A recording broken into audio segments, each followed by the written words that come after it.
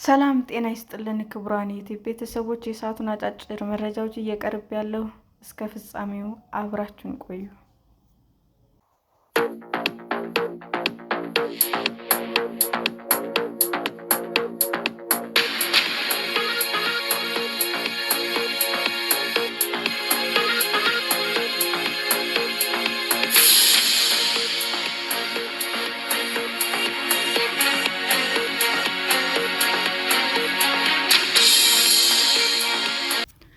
ራሴን ለማጥፋት ጫፍ ላይ ደርሼ ነበር። አሁን ግን ሌሎችን እረዳለሁ።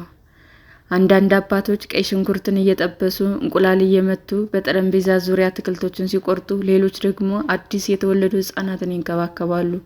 ልጆች በአሻንጉሊት ይጫወታሉ፣ እናቶቻቸው ይመለከቷቸዋል። የኢንዶኔዥያ ዋና ከተማ ጃካርታ የምግብ ዝግጅት ክፍለ ጊዜዎች በበዛበት ወቅት ጥንዶቹ ስለ ግንኙነታቸው ያወጋሉ። ብዙዎች ሴቶች ከድባቴ፣ ከጭንቀት ወይም ከሌሎች የአእምሮ ጤና ሁኔታዎች ጋር እየታገሉ ነው። ይህንን ለእናቶች የሚሰጠውን ድጋፍ የሚያካሂደው የማዘር ሆፕ ኢንዶኔዥያ መስራች የሆነችው ኑር ያናይራህ ይህንን ትግል እንደ ጦርነት ገልጸዋለች። ኑር ከ12 ዓመት በፊት ራሷን ለማጥፋት አፋፍ ላይ ደርሳ ነበር። ነገር ግን የ9 ወር ሴት ልጇ ዓይን ስትመለከት የሆነ ነገር ተለወጠ። ቆዳዋን ከዳሰስኩ፣ ጠረኗን ካሸተትኩ በኋላ ለዚህች ልጅ ስል መሻሻል እንዳለብኝ ተሰማኝ ትላለች። ሕይወቱ ያለፈ የ28 ሳምንታት ልጅ ከወለደች ከ3 ወራት በኋላ ድጋሚ ጸነሰች። የስሜት ቀውስ፣ ከፍተኛ ስጋት ያለው እርግዝና እና ፍጹም እናት የመሆን ማህበራዊ ጫና ተደምረው የተስፋ መቁረጥ ስሜት እንዲሰማት፣ ለእንቅልፍ ማጣት እና ልጇን መንከባከብ እንድትቸገር አድርጓታል። ከዚህ ቅጽበት በኋላ የስነ ልቦና ሐኪም ድጋፍ አስፈልጓት ነበር። ከዚያም የድህረ ወሊድ ድባቴ እንዳለባት አወቀች። በዓለም የጤና ድርጅት መሰረት በማደግ ላይ ባሉ ሀገራት ከ5 ሴቶች አንዷ ከወሊድ በኋላ የአእምሮ ጤና መታወክ፣ በዋነኛነት የመንፈስ ጭንቀት ያጋጥማታል። የሆርሞን ለውጦች እንዲሁም ስቃይ የበረታበት ወሊድ፣ ድህነት ወይም ሐዘን የመሳሰሉ ጭንቀቶች በእርግዝና ወቅትና ከእርግዝና በኋላ በአእምሮ ጤና ላይ ተጽዕኖ ሊያሳድሩ ይችላሉ።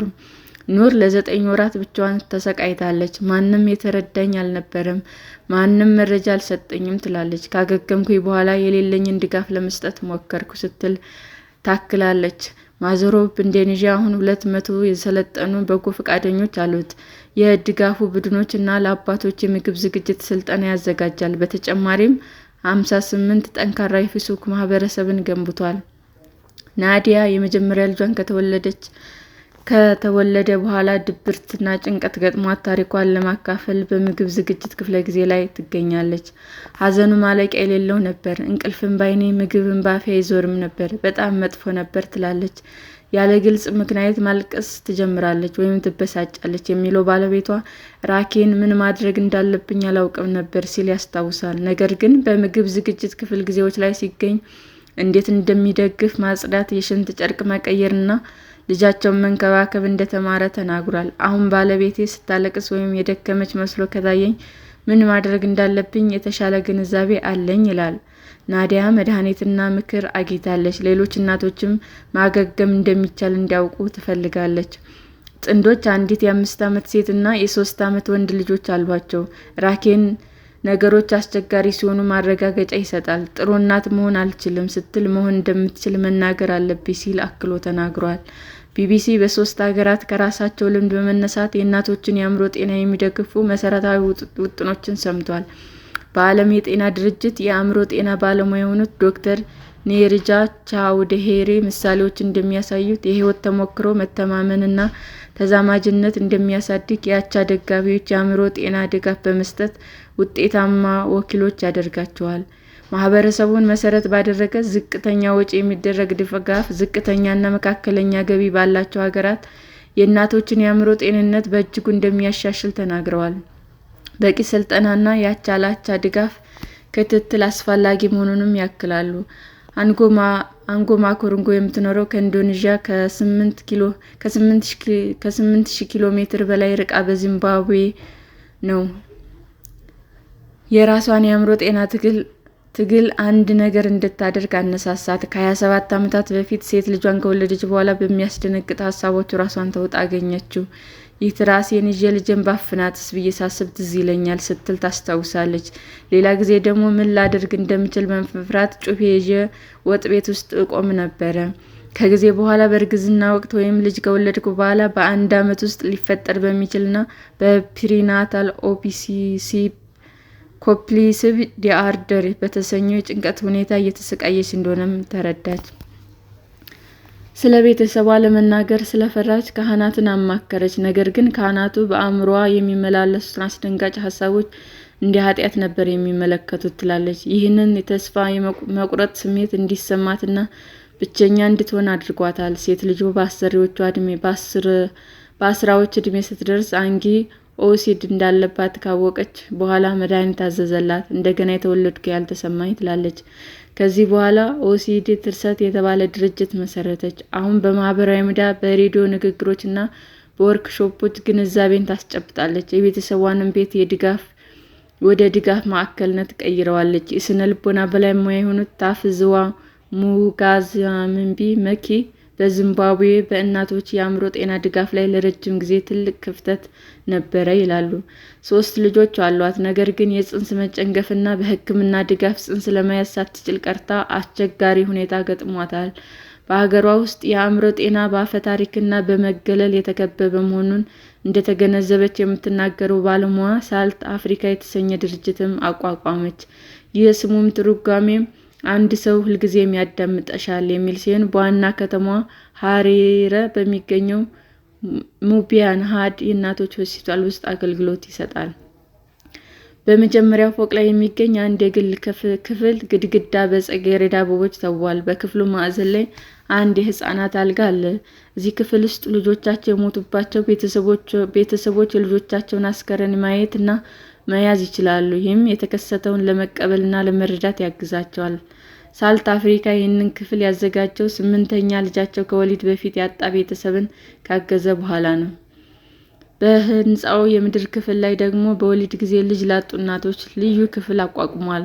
ሳልት አፍሪካ በተጨማሪም ያለ ጊዜያቸው የተወለዱ ህፃናት ያሏቸው እናቶች ይደግፋል። ወይዘሮ ሙጋዛምቢ መኪ ብዙ የመሳለቂያ እና የሴሰኝነት ውንጀላዎችም ሊገጥሟቸው ይችላሉ ይላሉ። ባለሙያዎች እንደሚናገሩት በእርግዝና ወቅት ሴቶችን ስለ አእምሮ ጤና ቀደም ብሎ ማስተማር አስፈላጊ ነው። ይህ በጋምቢያ ውስጥ የሚገኝ አንድ ፕሮግራም ትኩረት ነው። በደማቅ ቀለም ያሸበረቁ ልብስ የለበሱ ሴቶች ቡድን በእጆቻቸው እያጨበጨቡ በሚፈጥሩት የከበሮ ምት ይወዛወዛሉ። አንዱ ዘፋኝ ድምጿን ከፍ አድርጋ ታንጎራጉረዋለች፣ ሌሎቹ መልሰው ይዘፍናሉ።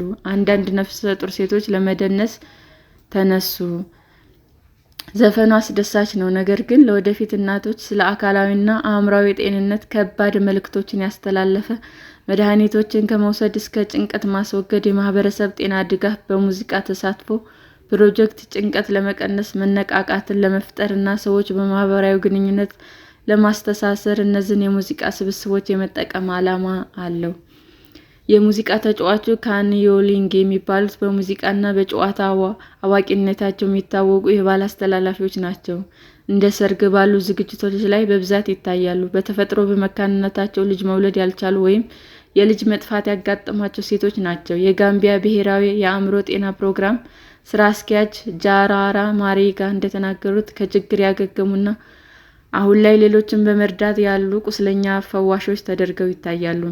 ስራዎችን ከጠንካራ ባህልና አፈታሪክ ጋር ያጣጥማል ይላሉ።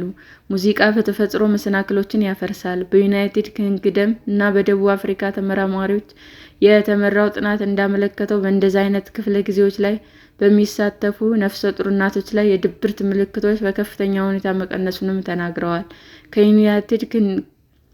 ከዩናይትድ ኪንግደም ብሔራዊ የጤና ምርምር ተቋም በተገኘ የገንዘብ ድጋፍ በደቡብ አፍሪካ እና ሌሶቶ ተመሳሳይ ስራዎች እየተሞከሩ ነው።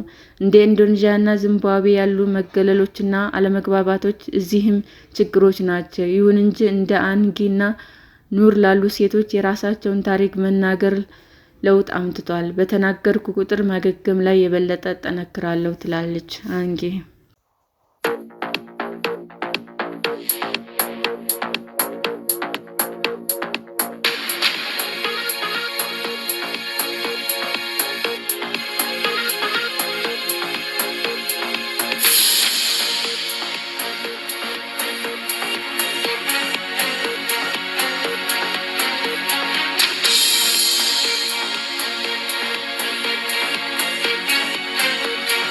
ክቡራን የዩቲዩብ አድማጮቻችን ለሰዓቱ ያቀረብኩላችሁ አጫጭር መረጃዎች ይህንን ይመስል ነበር። በሌላ መረጃ እስክንገናኝ ሼር፣ ላይክ፣ ሰብስክራይብ እንዲሁም ቢቀርብልን የምትሉት መረጃ ካለ ኮሜንት እያደረጋችሁ ቸር ቆዩን።